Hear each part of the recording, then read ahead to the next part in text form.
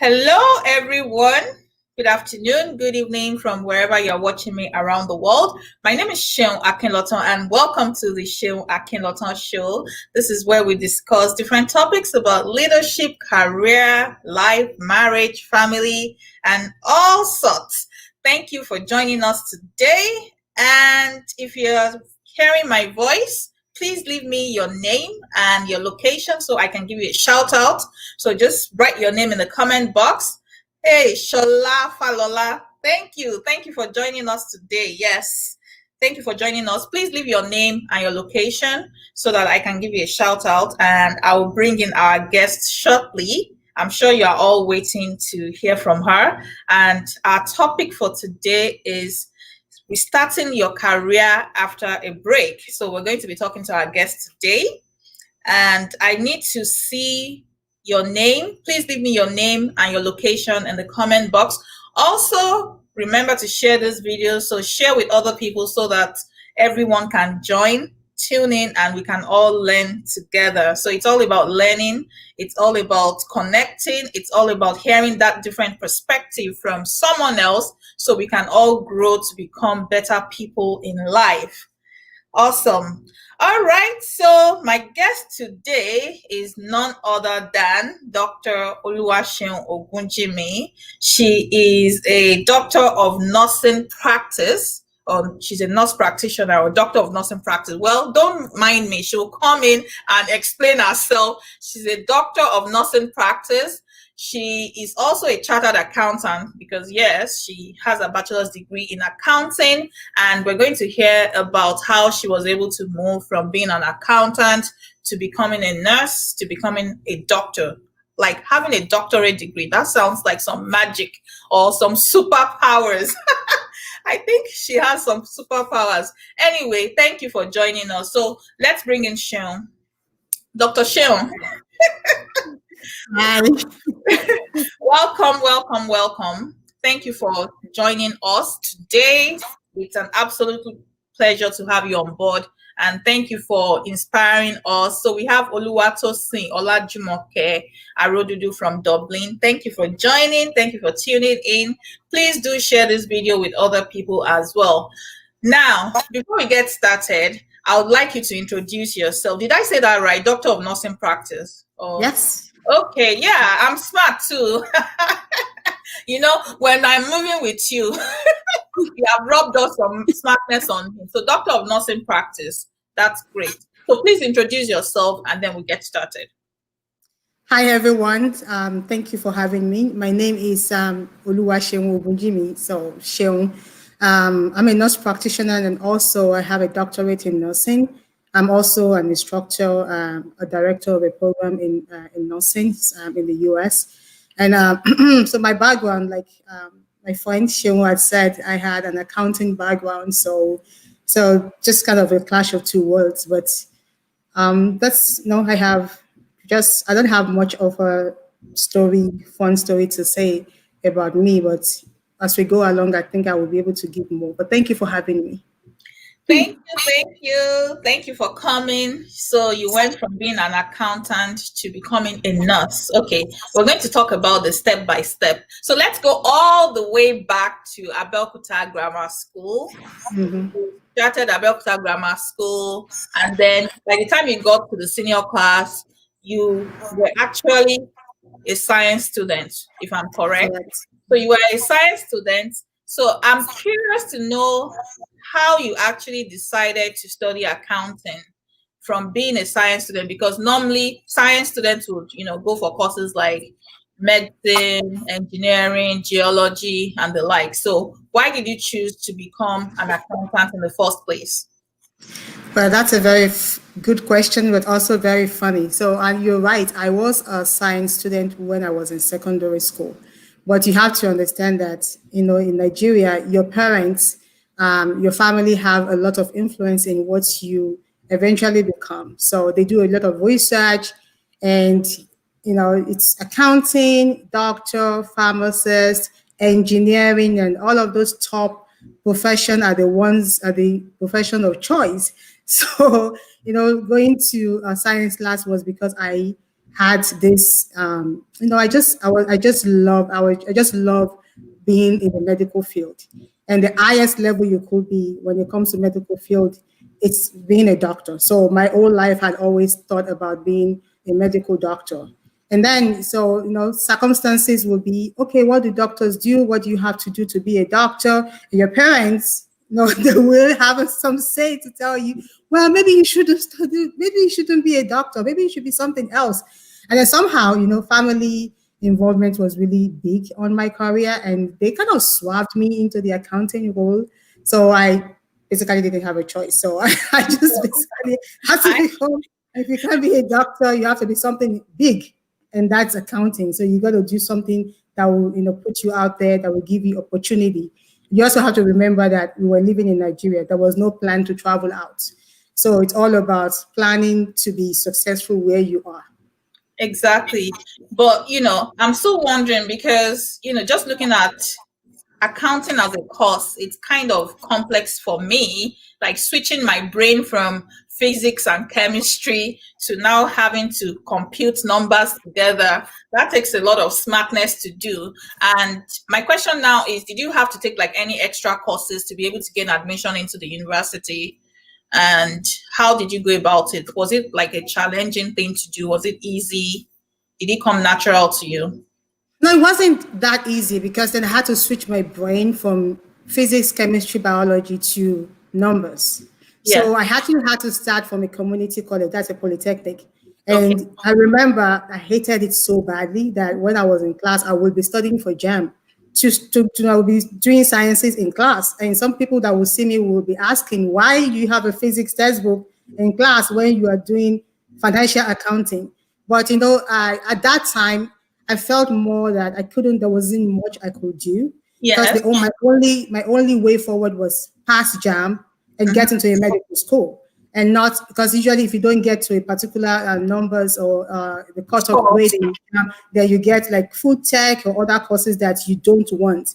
And Yes. that is not what my parents would never let me go do any courses that is not on top there. So I knew it's either I go for medicine, maybe pharmacy, or just I'm stuck with accounting. So so I was basically stuck. It was hard. It was a really challenging transition. But for me, naturally, if this is not working, I'm going to go this way. I just kind of go for it, and I just find a way to find some kind of success in it. So Wow. that's what. And I think you did great. You did excellent because you actually went on to become a chartered accountant, which is big. And Shola Falola is saying that's true. You either have to be a doctor, lawyer, engineer. We all know that's the Nigerian thing. So if you're not a doctor, then you become a lawyer or an engineer or an accountant. What else? I think those are the four professions. Those are the only ones. Maybe you can be a pharmacist too. A pharmacist, yeah, that's true.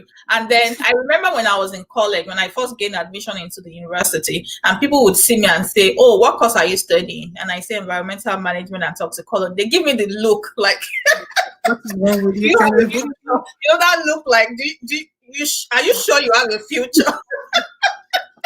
But Yes. but yeah, I decided to study environmental management and toxicology because my parents wanted me to go to the University of Agriculture. And when I looked at all the courses that were being offered in that school, I said, nope, I'm not doing agric economics. And my own plan, I had a plan B. I said, let me do this toxicology. It's kind of related to medicine. Yeah, so maybe when I finish my toxicology, satisfying what my parents wanted, then I can go and follow my own path, So that was the plan. But it's all good. We thank God for that opportunity and the experience. So now you became a chartered accountant. Then the opportunity came. You traveled from Nigeria and moved to the United States. I think at first you were looking forward to, practicing as an accountant, but because of the rigors involved in that, raising a family, your husband is an accountant, it wasn't going to be an easy task. So how did you come to accept that reality that you can't practice as an accountant? Well, thank you for asking that question because I do remember when I came to the United States, like, I told you when I was studying accounting, it wasn't like my favorite thing to do. I just needed to do something to be successful. So coming to the United States, you have to realize that you need to be good at what you do to be successful. My husband was good at what he did. So it was good. He was doing well in his own, in where he was at that time. I found that I couldn't compete at that level because the passion was not there for me. I don't have much of a passion for statistics or passion for numbers or forecast and stuff like that. I knew my passion was more. I'm a people person, so I needed that. I needed that, something to bring out that passion, which I didn't have. So one of the things I did was I was thankful to God. I had friends. So one of the people that would talk and I would tell you all my problems and we would laugh and talk. And I do remember you were telling me to get my master's then. And I was thinking, okay, getting my master's is not the problem. Is what am I getting master's in? Is it going to be master's in accounting? I hate accounting. I have the title chartered accountant, but am I going to really be successful as a chartered accountant here? Because if you want, I don't want to work in a bank where that is the only thing you have to do for the rest of your life. I want to aspire to. I want to be at the top of my career. So I think the reality of, do I really love this? Do I have any passion whatsoever for this thing was the first reality. And the moment I realized, nope, no passion, I don't love it. Okay, what's next? What other thing do you like? What would you do that you'll be successful in? And then that was the beginning for me. Absolutely. Wow. What is your passion? What do you like? I think that's a critical question because sometimes in the middle of things happening to us, we might not even have the time or reason to pause to ask those questions. Now, Sean, one thing that I really admire about you is the fact that you are a tenacious person. Like, you did some boss lady moves, like driving 55 miles one way from your house to your place of employment. I thought you were going to go. I'm like, how are you doing? You remember that I used to ask you, please give me that secret formula that keeps you energized, that keeps you sane during all those times. And you were driving to this workplace 55 miles one way. And I don't know, how did you do it? Because it seemed to me like a lot of sacrifice, not to work as an accountant, but to work as a data specialist. Is that your title back then? So how did you do it? Please tell us, because we have moms that are working and we are So curious to know about these superpowers. You've not even given me the secret since all these years. Please, maybe you tell us the secret now. So there's no secret, but what I would say to everyone listening is you have to have a personal, I want to say stubbornness to succeed. Like, you have to have a drive. that tells you, I want to do this and this is what I want to do. Somebody might look at you and say and call you names like you're stubborn or you're proud or this, but you know what you want to do. So that thing will make you do crazy things. Okay, like so when I came in, I want to work. I don't want to just be a stay-home mom. And I got an opportunity to work somewhere. I had the opportunity to say, well, I can only walk 20 miles away from home, but I've been at home for like a year since I came to the US. And then I had this opportunity to work. So I wasn't even thinking of the distance. It was, okay, this is an opportunity, you got to take it. Yes. So, but it was until I started driving, you know, going and coming that I realized that this is such a strenuous Exactly. activity for me and my kids, and it was just so much, too much for me. And it was. But on my way, I remember on my way home, I would call you. We would talk through how the whole, the drive home. Especially like going back home, like all that traffic on North Broad Street. Oh my goodness. Yeah, I it don't was. know It how was. you It did was. it, but God is great, and God is wonderful. He gives us beauty for ashes, because those were really tough times. I wish you could go deeper and explain certain things. Don't worry, let me help you a little bit. I I remember we would have to leave home at 5:30 a.m. Oh, and then drop off the kids, then head off to North Wales to be able to get to work by 7 a.m. And then some days you had babysitter not even open the door. The babysitter would oh, open yeah. the door and you'll be so confused. And then you would have to call another grandma. Remember grandma? Do you still Oh, call yeah. her? Oh yeah, Father Yes. Chan, she's a big, huge part of. Each time I think of my kids, I'm like, oh my, this woman, because she was basically collecting nothing in terms of remuneration for what she did, and she was a big part of our life and success. So I can't forget her. She really helped. Yes. And then there are days that you go to the babysitter that the diapers were not changed from morning Oh yeah. to So evening. there were days I will go to work because I had to take one. I did take one of my kids with me to work. I put her in school very close to my job. So Yes. she was driving 55 miles with me, and the school was closed that day because of snow, and I had to go to work. so So what did and you so, do? so I drove to work. I put her in the car, and I went and I told my boss, I have to go back home, and I Wow. had to drive back, and I work from home. And she was gracious. She was like, "Yeah." I didn't tell her I have a kid in the car because that would be, outrageous. And I had to go back to the car in the snow, and I had to drive back home in that Wow. snow. Yeah. So it was. Yes. All right. So talking about that same job as a data specialist, and you were doing it, you were driving 55 miles one way, so both ways 110 miles in a day, and that is about how many kilometers? I think 1 mile is like 2.2 kilometers, so we're talking of almost 200 Yeah, kilometers in brother. a day for your driving to work. And you get your best from my own point of view, and then you got to job one day and they say, you know what, we have to let you go. How did that make you feel? And at what point did you accept the reality that, okay, I've tried so much for this job, I gave it my all, and still this is what happened? Well, I'm not sure if you remember one of our conversation when I was coming home. And I was like, we're actually talking about, I want to leave the job. I'm done. Like, it wasn't the job that was driving me not. It was the drive, and the job is not more of a relative. It's not a place where you relate with people. It's you relate with your computer. It's a we're doing it's a research organization where all we do is test drug results and trials and stuff. So there wasn't much of a communication with other staff members. So I was, aside from the driving, I had no friends at work. So I was just over it. But I couldn't, I was trying to contribute into my family, financial situation. So I couldn't just tell my husband and say, you know what, I just don't like that job. I'm quitting. I can't, it's not our thing. Nigerians don't quit. We Yes, struggle to the the end. So Nigerian yeah, resilience. we will never quit. So I know it doesn't make sense. I can't go home and say, I'm going to quit that job. So I knew in my heart I was praying. And then if you remember, that was around the time the depression was setting in, the Mm-hmm. recession was setting in. So people were being let go. So I Yes. was secretly praying to be let go.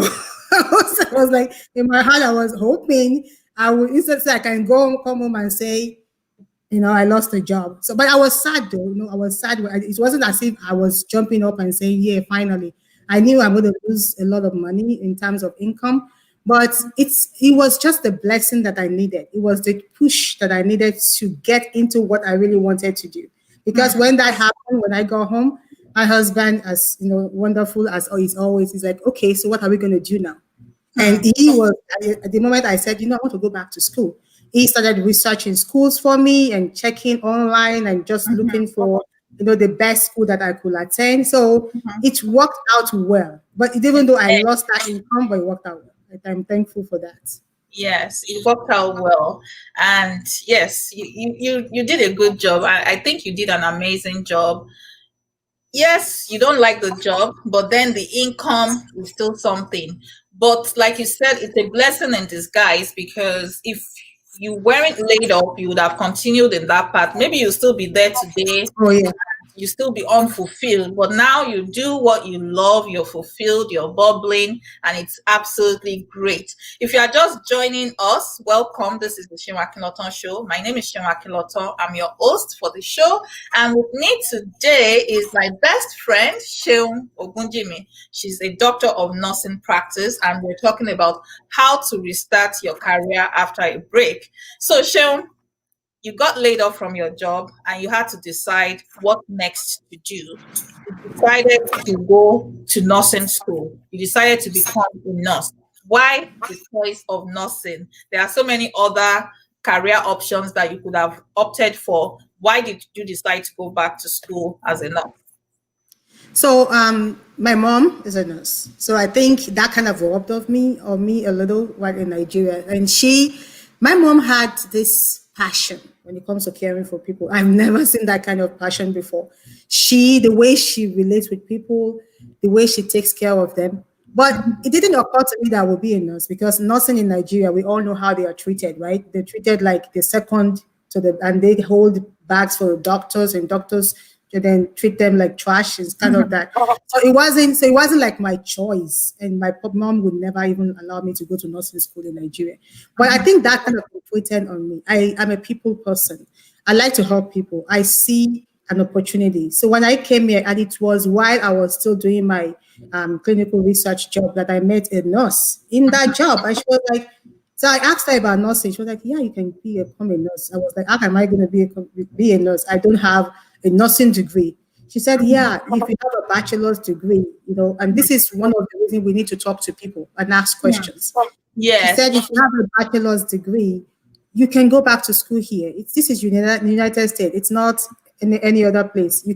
All you need to do is find out what you're going to do as in regards prerequisites, and also making sure your degree is evaluated here to meet the US standard." And that was it. So it's the fact that it was just the first thing that came to my mind. But also I had people advise me to do something different. Like, yeah, be a pharmacist. That's the best, but I'm glad I didn't listen to them, because if I had, I would probably would not be a pharmacist today. I probably wouldn't be anything. So it's very important to, even though you are talking to people, you need to search your heart. I could also go back to medical school if I wanted to. But medical school, I had to think, you have to plan. Yes. Is that realistic? When you have a family. At that age too. Yeah, Yes. is it impossible? No, it's not impossible. I could go back to school, but is it realistic? With my family dynamics, not really. So, what else will I do that would give me the same satisfaction? And so nursing school was like my best shot then. And I'm glad I took it.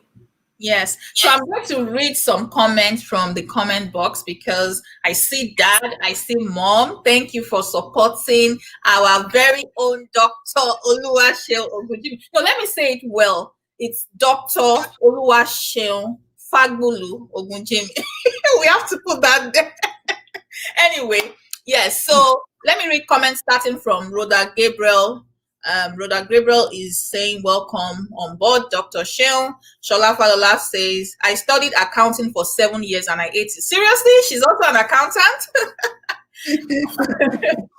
Shola Falola also says, "My mom used to say something, the pot that will prepare a nice soup, we go through hotness." Yes, if you want to become gold, you have to pass through fire. That's what I say. Daddy is watching from the UK, and Adeyemi Omoumi says she went back to study nursing. That's great. Yes, she did go back to study nursing. So speaking of nursing, you decided to go to one of the best nursing schools, in my opinion, in the United States. And you had also mentioned that if you have a bachelor's degree, all you need to do is to have your bachelor's degree evaluated by, is it World Education Services? That's what you used. So before you gain admission into the nursing school, you still have to do some prerequisites. And I wanted to share a little bit of story about that. How did you gather that information, and how did you make up your mind to actually go back and take those classes, those prerequisites? So prerequisites are basically courses that you need, as you know, they are base courses you need before you can be granted admission into a particular program.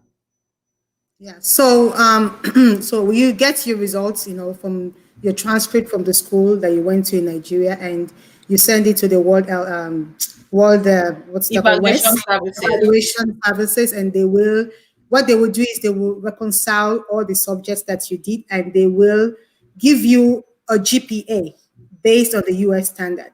So, and that is what you're going to take to the school to apply for whatever you want to do. So for nursing, you need anatomy and physiology, you need chemistry, you need a bunch of prerequisites before you can even get into nursing school, like into a nursing bachelor's program. So, and that also brings me to, you need to plan. It's not, I want to go to nursing school. I had people say, I want to go to nursing school because when they came to the US, all they hear is nursing school, nursing is money. They don't hear nursing is stressful. Nursing school, you can get kicked out of school. It's not that easy. And so if you don't plan and you just go in there, you find out that you're going to fail, setting yourself up for failure. I think you need to make a clarification, because there are different types of nursing school, and most people really don't know the difference. So you could actually go to some people go to nursing school, but it's not really like a degree school. Like you're not getting a bachelor's degree. Maybe you get LMP. Is it LMP? License. And practitioners. Yes. So there's really a difference. So when you are taking those advice from people, like she said, you need to have a vision for your life. You need to know exactly where you want to be at a particular time. So in 5 years' time, what do you want to be? What level do you want to be in your career? So you need to know exactly what you want to do and how you want to get to what you want to do. Right. Yes, you're right. So we have we have LPN, we have ADN. So ADN is just a regular, you just get a 2 years community college degree, and then you go take your board and you become a registered nurse. But if you want to have a bachelor's, you still need to go back to school to get a bachelor's degree in nursing. For me, the advantage I had was I had a bachelor's from Nigeria. But the good news also, when I know, and that's why we have to be excellent is what we do. Because if I had a bad GPA, I wouldn't still be able to use it. I still wouldn't be able to go to nursing school here. I would have to start from the scratch. But because I had a strong GPA, when it was evaluated here, it matches, it was rated high enough for me to get into a good nursing program.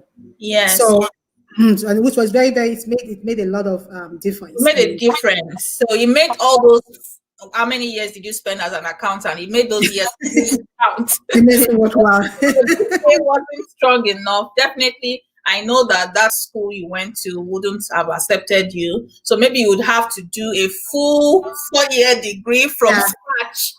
I probably won't survive it. I probably won't do it because you'll be frustrated. You'll be in class with 18-year-old kids, and you are like almost 30. So it's gonna be a little bit demoralizing. You have to do that. So I think that the edge that I had really was very helpful for me. So anything you find your hands doing, do it well. Even though you don't know the future, you don't know what is going to come out of it, but just focus your attention and try to get excellent results out of that. We're going to go on a short break now.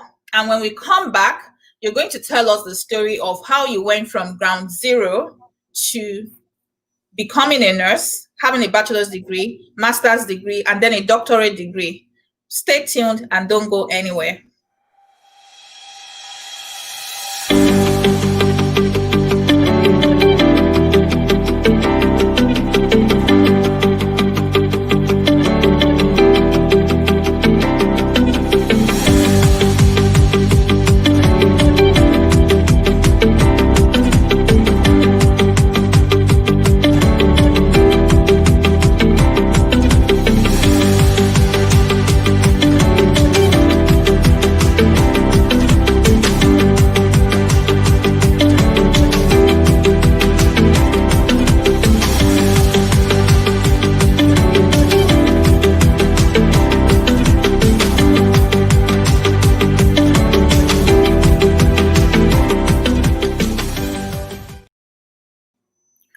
Welcome back. This is the Seun Akinlotan Show. My name is Seun Akinlotan, and with me today is Dr. Oluwaseun Ogunjimi. We're talking about how to restart your career after a break. So, Dr. Seun, yes, before we went on break, I was saying that you went from ground zero to having a bachelor's degree in nursing, going for your master's, and then going for your doctorate. And you accomplished this feat in how many years? 6 years or 7 years? 10 years. 10 years. Okay, about 10 years. Okay, in about 10 years. So you went from ground zero to having a bachelor's degree, master's degree, and your doctorate degree. How did you do it? What's your magic? You know, I've been begging you for this magic That's not my maybe today is the day that we're going to settle it. So please, I need to know your magic. Welcome, everyone. Welcome, welcome. Thank you for joining us. All right, Sean, give us your magic and your secret right now. Let's settle the matter. So there's no magic, but there is one thing: the grace of God. I always, always give everything back to God, the grace of God and opportunities.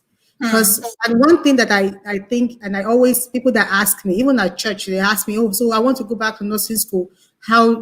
And I tell them, well, after I tell them my story, I say, don't remove the grace of God, because some of the things that happened, it was grace. If it wasn't grace, I probably would have missed out on some of the opportunities I had. Number one, I was going to community college. My husband, he just came and said, there's this lady, I emailed her about your admission to the community college for the prerequisite. So go and meet that lady tomorrow at whatever 8 a.m. And she said she will sign off on your prerequisites, because you have to do maths and English. Imagine me doing maths and English, GRE and stuff again. So I went to that lady and I didn't know where the confidence came. I said, excuse me, ma'am, I don't need maths. I don't need English. I speak English. I had English in Nigeria. And she was like, well, if you have a bachelor's degree in accounting, you definitely speak good English. And she signed off on it. She said, okay, let's jump math and English. And she said, let's start you on biology. I think that was grace, because number one, I said the power of asking. Yeah, the power of asking. I asked, made me jump 2 courses, right? And then I started from the real courses, biology. And she said, each time you want to sign up your form, just come to me and I will sign it. And every time I was going to, register for a new course, because they would not let me register without the math in English. So she was like, I will just sign it for you because I know that you don't need it, So, I think that makes a lot of difference. Because I finished right on time. It saved me 2 semesters. I finished right on time to be able to get into my dream school. Because if I had not finished at the time that I finished my school, I will miss the dream school admission. Do you see the way those things are linking? Yeah. So the grace of God, it's really important for Christians, like if you believe that. If you don't believe that, but just the fact that you know what you want to do, I believe that you have to be deliberate too. Deliberate. You have to be deliberate. You have to, I was registering for the courses, and let me tell you, all those times I didn't even know what is going to come out of it, because this is just prerequisite. It doesn't lead anywhere. You can do prerequisite and not get into any school. So it was just, let me just do it. And so I did it and did it and did it and did it, and went for interviews for nursing school. The prerequisite took me a year and some months to get done. So, and then I started to apply to nursing school. And I applied to the nursing school and talking to people too. There was a lady that was already in the nursing school that I was going to. And I had called her to, just tell me what's going on. And she said, my sister, she was really straightforward. She was married. She didn't have kids then. She said, I am married. I don't have kids and I'm struggling. You have 2 kids. I'm sorry for you. She was really so straightforward. She said, if you fail one exam, you're out of the program. That was what she told me. I was like, I'm out of the program. She said, yes, that school is hard though. And she was, and I thank God because I took that. I didn't take that to be, she doesn't want me to go to school. I took that as a challenge that, okay, that doubles up on how I'm going to prepare to go to school. And I have to plan, my family, my dynamics and everything. So when I went to school, it was hard because it was a separated program. My first test, if I tell you, I failed woefully because in Nigeria, the test is all trick, right? Trick-based questions. In America, it's not trick based, it's a straightforward question. So I was using my Nigerian trick kind of answer question and I failed. I couldn't believe that I failed. But the lesson learned from it was that test was only 15% of our grade. So I had the opportunity to learn. So by the time I was going to take the second test, that was like 50% of our grade. I got an A, and that was how I was able to skill through, and I began to excel the whole time. So when I finished, bachelor's, check, I got an RN job, you're working, but I just knew, this is not where I want to stay. I want to do something, just move a little forward. I met a couple of good friends in school that we became friends, and we were encouraging each other. And she was like, oh, let's go out for our masters. That masters looked like impossible, sometimes when you look at things ahead of it always look impossible. It looks as if it's only some people that can reach that thing. So, when she said masters, I was like, is that not going too far above your head, But then, she said, yeah, let's go. And we registered and we took the first class and it wasn't that hard. And we took the second class. And before we knew it, we were done. Like we were done with masters. I was an registered nurse. I had my masters. I was going to become an FNP. And so after I became a family nurse practitioner, one of the things I told myself was, I want to do a doctorate in nursing. I want to teach. I love to teach. Yes. But how am I going to get into the teaching line? There was no clear path forward. I couldn't think about what I needed to do. But, like I said, the grace of God, the power of information, meeting people. One of the ladies I met when I was, doing my clinicals, she had a DNP. And so I just called her out of the blues. But that was like 2 years after I already had my master's. I just called her and I said, I'm trying to think about that DNP thing. What do you think? She said, okay, apply to some of these schools here. I think, it's, you have a lot of flexibility. You don't have to travel. And so I said, okay. And I tried to also apply to some schools in Philadelphia here and there. But then, because she told me to apply to some certain schools, I was able to, I had options and I applied to one of those schools. And I told myself, if it doesn't work out, because of course DNP is hard, So I said, if it doesn't work out, I will just drop out. So I didn't tell anyone because I felt like I've achieved so much already. I've paid my dues, But so I said, I didn't tell anyone. So I applied secretly and I didn't tell anyone. So when I was going for the interview and I was supposed to start in September, but for some reason there was a glitch in their computer. So they called me in January that you've been given admission. I was like, I'm not ready. I'm not even going, whatever. So I called the dean. I said, I can't come. I can't come. But I was afraid, I was afraid of failing. I thought I was can scared. imagine. But then I was like, so something told me that, the worst, if you don't become a doctor of nursing practice, nobody is going to say you haven't done your best, right? So I said, yes. He said, just go. If you don't do well on your first day, just quit. So I packed my bag. But then I told my husband, I'm going to school first day. And then I got in the car. I drove, 2 hours to the school, and I saw all people sitting down, and I joined them. And I was thinking in my heart, this one, if I can't do this, but I know in my heart I want to do it. So it's not like I know in my heart, but I'm thinking if I can't do this, I will just quit. And then for my first day, actually went well. And so, I think it's all about perseverance and don't worry too much about the future. Do just know that you want to get there, but do what you need to do to take each step. Because if you continue to look at the future, you are never going to get there. If you look at the mountain ahead of you, you're going to be like, this mountain is so high, I can't. But if you take the first step, yes, you then take the first closer. step, and you keep moving closer to that destination.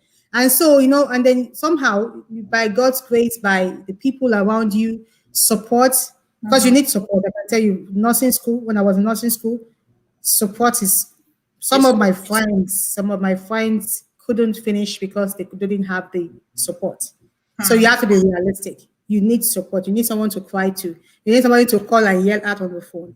You need a friend, to vent if you need to vent. You need that support system because we cannot dwell in isolation. So support is very, very important. And I think I would just leave it there.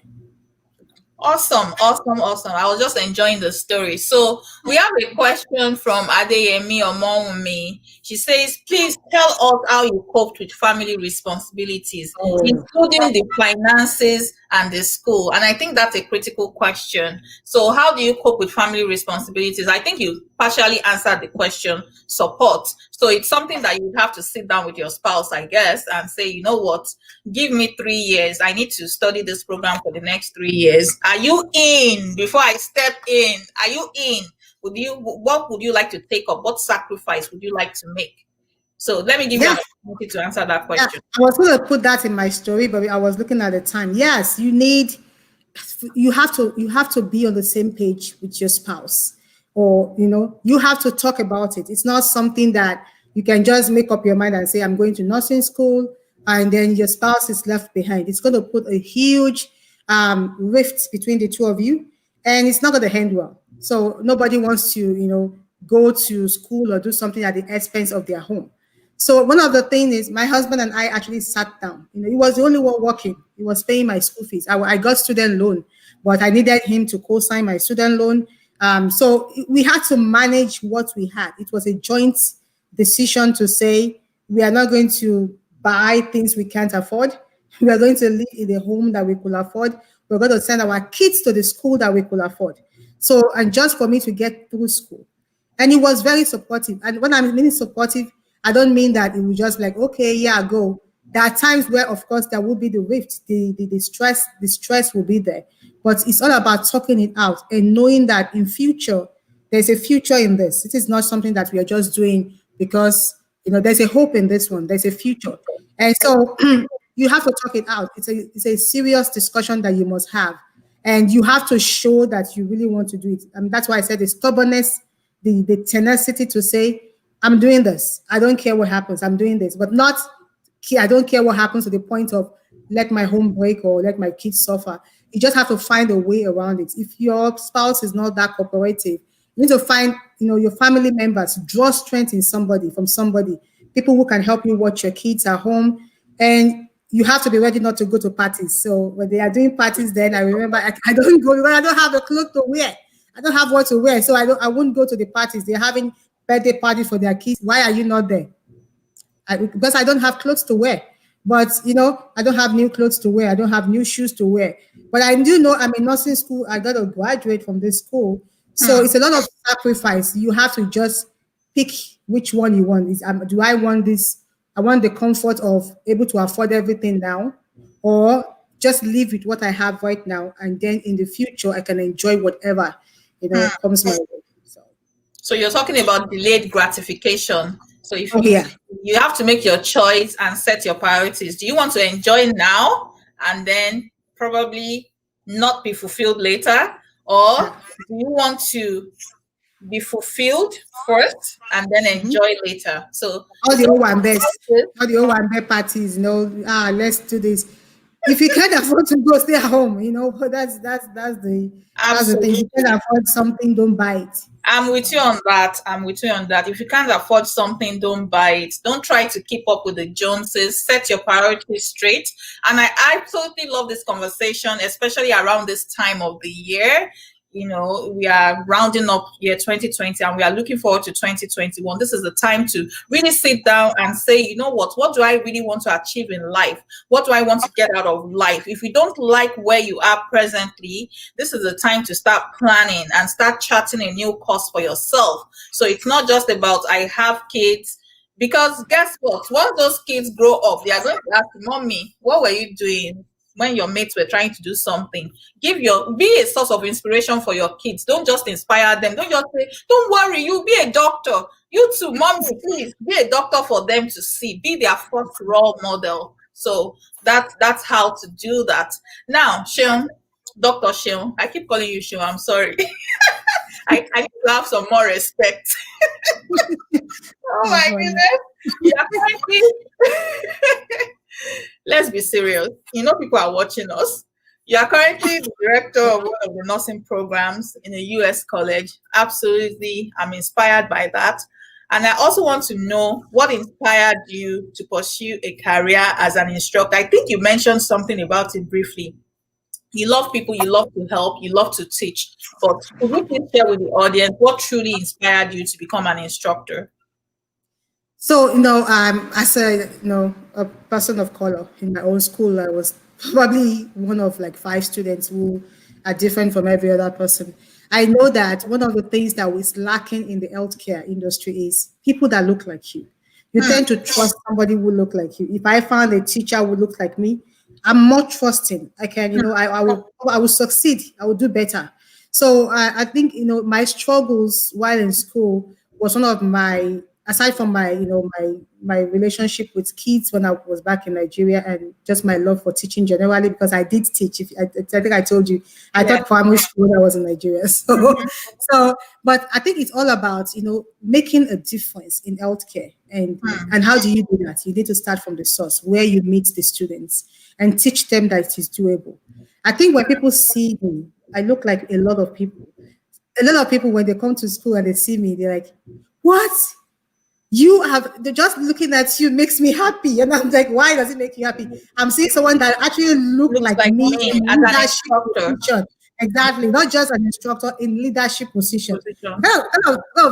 I've seen students come to me and they're like, because when they see me, they think I'm one of their classmates. So they were like, "Oh, can we do this?" And I was like, "No, I'm teaching you right now." And they were like, "You are teaching us?" And I think so. I think, and I would, and I that's how. So I teach a lot of people from all different world, race, colors, and what I tell them is, be that person to encourage somebody that looks like you. Are you Hispanic? Are you Filipinas? Are you, wherever you are from? Be that person, because if Hmm, we cannot find representation of ourselves in the healthcare industry, we hmm, can't get the best. Okay, if I go to a doctor who is an African American, a black person, the way they will take care of me is different from the way they will take care of a Chinese person. A Chinese doctor knows his patient. A hmm. white, Caucasian, they know their patient. So, Yes. it's all about starting from the grassroots of where do we have all these people that are going out there to become providers from the Hmm. school. And Yes. so if I'm able to make that difference right from the school, then I think I've done a lot. Or Wow. maybe take my part. Well, you've done more than a lot, and we are so thankful for you, and we are so proud of you.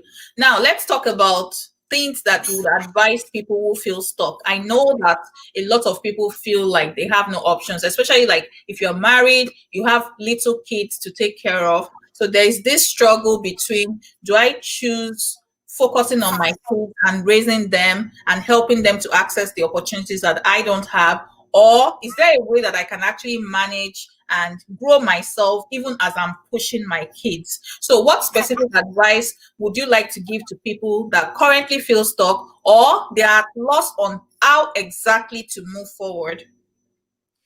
So what I'm going to say is, take a deep breath first. Just take a deep breath, because sometimes when we feel stuck or lost, we don't know what, we get confused. So take a deep breath and just, what are the possibilities that you can see? Mm, Because like I said, we have to be realistic too. If you don't have, not everybody have the resources. If I couldn't access student loan, I probably wouldn't be able to make it through school. I would be out of school. I had a friend who, when we were in the same school for 2 semesters, and she had to drop out because she didn't have enough money and she didn't have loans. So be realistic. We have a lot of people who are the Koreans, there's Chinese, who are doctors from their country. When they came to the US, it was hard for them to integrate. And what they did was they just spent all of their time on their kids and just, invest in their kids. So don't beat, I don't want anybody to beat themselves up because they can't do what they want to do. If you have done everything within your power and it does not come in through, find something else you could do that could give you joy. If you're going to invest that in your kids, do it in your kids. But don't beat yourself up, because we do have people that are really good doctors. I have doctors friends that can't practice in the US. It's not because they can't practice, it's not because they are not good. Things just didn't work out for them to be able to do it. mm, So, do your best. Talk to people. Look at the options that you have. Weigh your options. The way that, the benefits and the risks. Which one? What sacrifice are you willing to make? How much sacrifice are you willing to make? If you find out that the sacrifice that you will make is more than what you're going to get from it, I would yeah. just say stop, pray, and the Lord will lead you. in the way you should go. It will lead you, it will direct your path. Commit your ways into his hands. Pray about it, talk to people, look at your options, and just follow your heart. And just follow your heart. That's what I would say, because I can't say do it this way. There's no one way. There's Yeah. no one app fit all on this. It's individualistic, and you have to think about what your situation is in order to move forward. Yes, so I like how you said weigh your options. It's important that we lay all the options on the table, not half of the options, not three-quarter of the options, all your options, and then decide after you have considered each one carefully, pray about it, then come to a conclusion so that in 10 years' time, in 20 years' time, you will not be saying, had I known, I would Yes, have not yes. XYZ.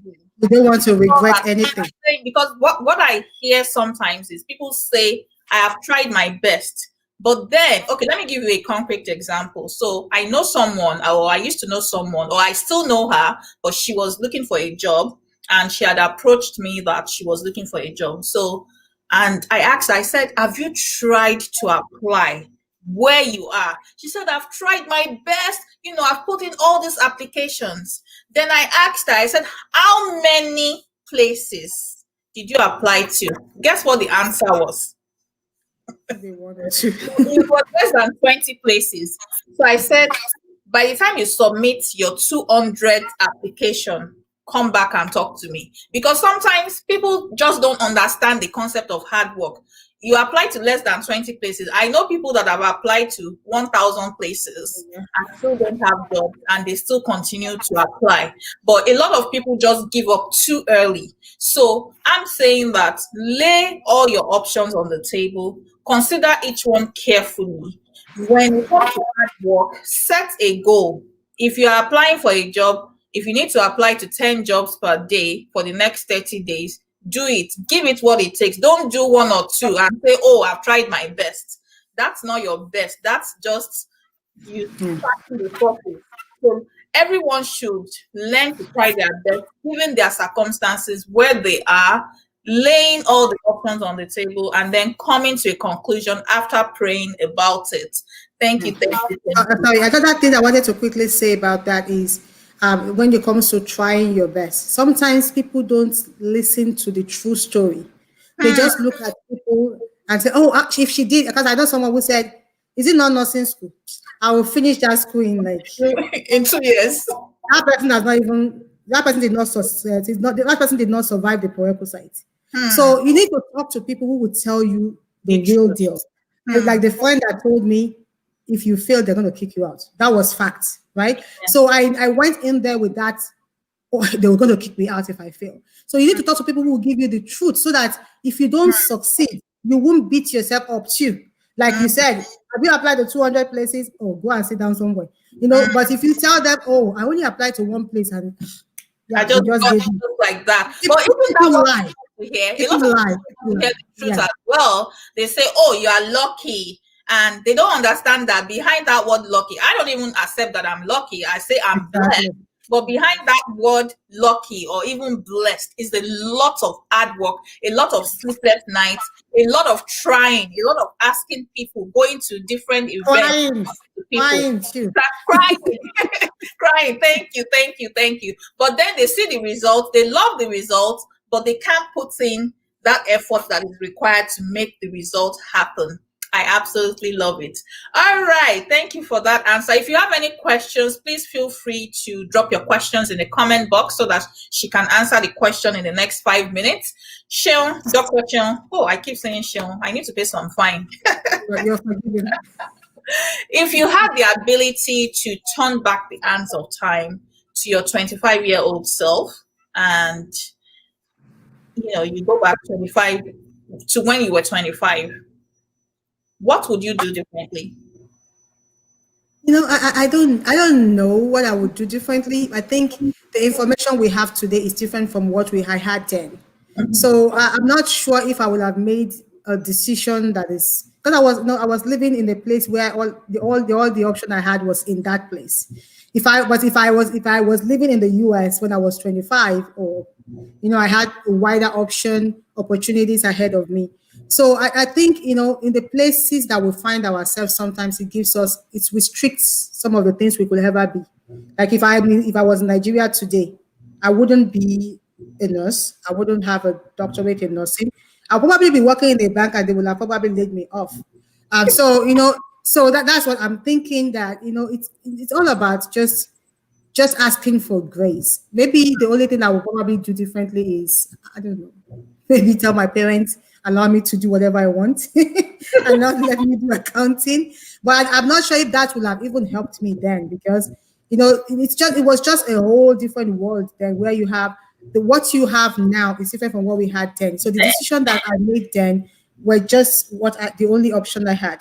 So, but I would tell somebody else, don't make the mistakes that I made.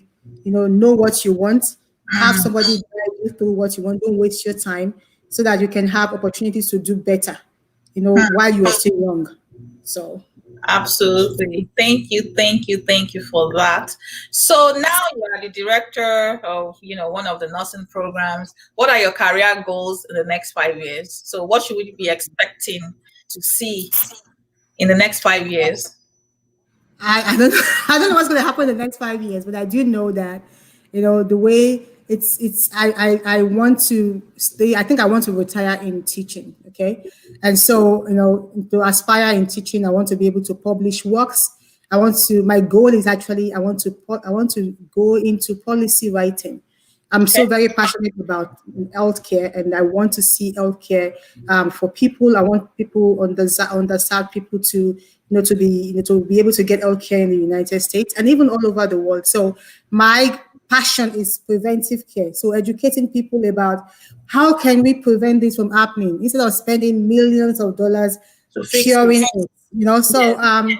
So I see myself, in a policy making. I'm sure I'm going to continue to rise in my role as in teaching, but eventually it's going to be me championing programs for improving lives and reducing poverty. Because I sit on a board, I sit on a board, chartered accountant of Californian Association of Nursing in California. I sit on one of their boards, and I want to make my voice heard. I don't care if I'm the only Black person sitting there. I want to Yeah. make sure I'm sitting down there.